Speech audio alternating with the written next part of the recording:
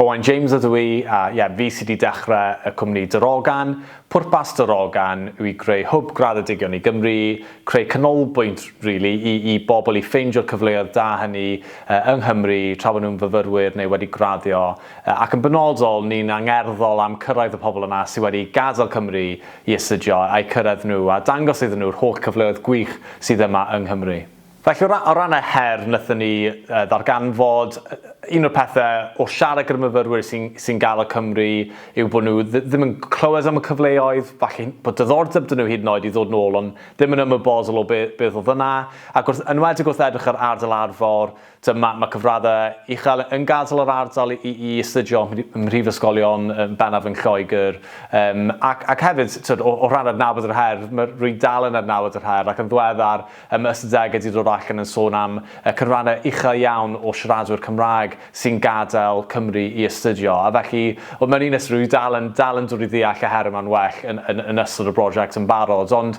ar ôl adnabod yr her, wnaethon ni mynd a wneud mynegiad o ddiddordeb, ac oedd yn amlwg o'n nhw'n meddwl bod dynnu rhywbeth bod y her yn un dilys, ac yna wnaethon ni i weithdu peilot yn benodol i ddatblygu'r syniad, i feddwl chydig bach am sut ydyn ni'n gallu troi'r syniad oedd gyda ni'n barod mewn i peilot byddai'n gweithio a byddwn ni'n gallu mesur a'i dadansoddi. Pwrpas y prosiect yw mynd allan yna a cyrraedd y myfyrwyr yma sydd wedi gadael Cymru, gadael ardal Arfor, ble rydyn nhw. Felly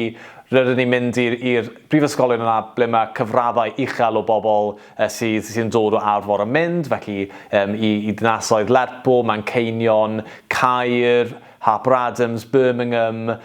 Caerfaddon, Bristol a Llundain. A byddwn ni'n mynd a wneud digwyddiadau yna a dod y cyflogwyr gyda ni a sôn am y holl cyfleoedd gwych hynny sydd yn Arfor. Ac ar ben hynny, byddwn ni wedyn yn y haf yn mynd i Arfor ei hunan pan mae'r myfyrwyr yma, y myfyrwyr alltys yma yn dod nôl i'r ardal i gynnal digwyddiad mawr yn sôn eto am y holl cyfleoedd a dod â siaradwyr a bwyd a'r holl pethau gret hynny i ddenu pobl mewn. Ond ar ben hynny, mae yna elfen ymchwil i'r gwaith i dod i ddeall yn well safbwyntiau rheini sydd yn gadael i gyd-ddylunio hyd yn oed syniadau newydd gyda nhw, fel ein bod ni ddim yn mynd at y prosiect yma meddwl mae dynnu'r holl datrisiadau, bod ni'n mynd i ddatrys y broblem mewn un prosiect mewn blwyddyn. Ond ein bod ni'n bwydo'r prosiect yma gyda mwy o syniadau, fel bod ni'n gallu adeiladu ar y gwaith, ar gyfer y dyfodol, a gobeithio dod o syniadau newydd sydd wedi dod gan y bobl sydd yn profi'r her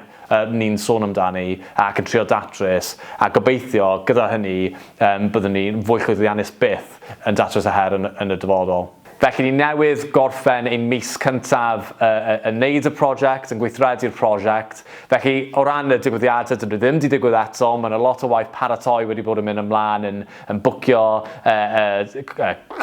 llefydd i wneud y digwyddiadau a'r dyddiadau, ac wneud lot o waith cyrraedd y cyflogwyr hefyd yn benodol, y rheini sydd gyda'r cyfleoedd yn yr ardal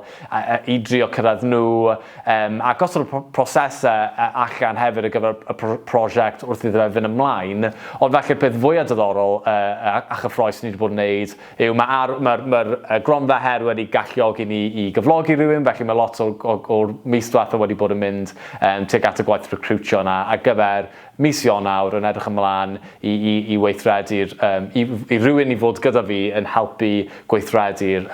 prosiect yma gyda fi. Wrth gwrs, un o'r pethau fwyaf pwysig ar y pwynt yma yw i ddweud diolch yn fawr iawn i'r Cronfa her Fawr. Mae wedi rhoi cyfle arbennig i ni i wneud prosiect pwrpasol sydd yn mynd i'r afel a her yn bersonol rydw i'n angerddol amdano fe ac fel cwmni rydw i'n angerddol i drio datrys. Felly rwy'n ddiolchgar iawn am y cyfle, ond hefyd yn ymarferol i'r sefydliad mae wedi helpu amddiffyn fy nghyflog i a byddwn ni yn medru recrwtio achos y gwaith yma, helpu tyfu'r fenter tu hwnt hyd yn oed i just i ffynnu Arfor i ddenu pobl i Gymru yn gyffredinol trwy ein annog ein gwaith a ffeindio adnoddau i helpu ni symud ymlaen. Felly mae wedi bod yn wych gallu tyfu trwy gwaith Arfor yn ein pwrpas ac fel cwmni.